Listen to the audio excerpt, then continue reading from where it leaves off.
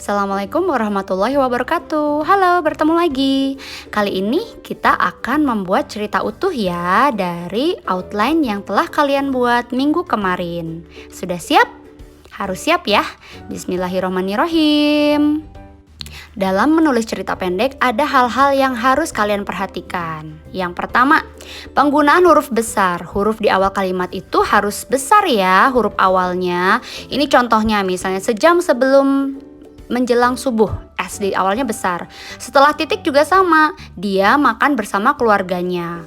Nah itu D-nya juga besar.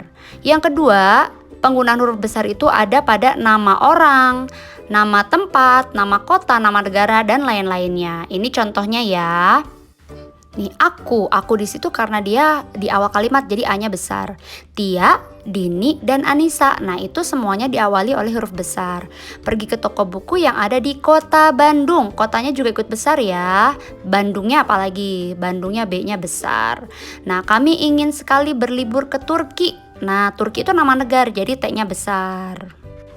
Selanjutnya penggunaan titik di akhir kalimat. Nah ini jangan lupa setiap kalian membuat satu kalimat harus diakhiri dengan titik. Karena kalimat itu dibangun oleh huruf besar di awal kalimat dan titik di akhir kalimat. Jadi jangan lupa ya titiknya ya. Nah di kalimat pertama ada kalimatnya berbunyi sejam sebelum menjelang subuh Lili bangun untuk sahur. Nah itu kan satu kalimat, itu diakhiri oleh titik ya, dan seterusnya contohnya. Selanjutnya penggunaan tanda petik untuk ucapan langsung atau kalimat langsung.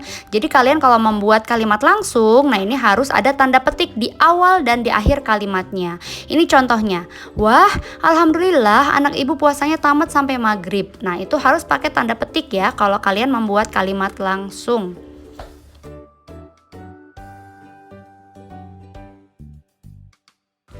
Kemudian gunakan koma dan huruf kecil setelahnya. Nah ini contohnya, misalnya kan sabar ya Lili sayang, masih sekitar 5 jam lagi, ibu yakin Lili kuat. Nah itu kuatnya dikasih koma, tanda petik, kemudian diikuti oleh huruf kecil. Kecuali misalnya itu yang di atasnya, kalimat di atasnya, Bu, buka puasa masih lama ya. Nah itu kan ada tanda tanya. Nah baru setelah tanda petik diikuti huruf besar. Nah setelah tanda petik biasanya suka dijelaskan dengan kata-kata penjelasnya ya, seperti kata, sahut, seru, papar, balas, jelas, jawab, tanya, atau dan lain-lainnya, masih banyak lagi ya. Nah kalian gunakan variasi ini, jadi jangan gunakan hanya satu kata saja, jadi gunakan variasi-variasi lainnya dalam cerita kalian.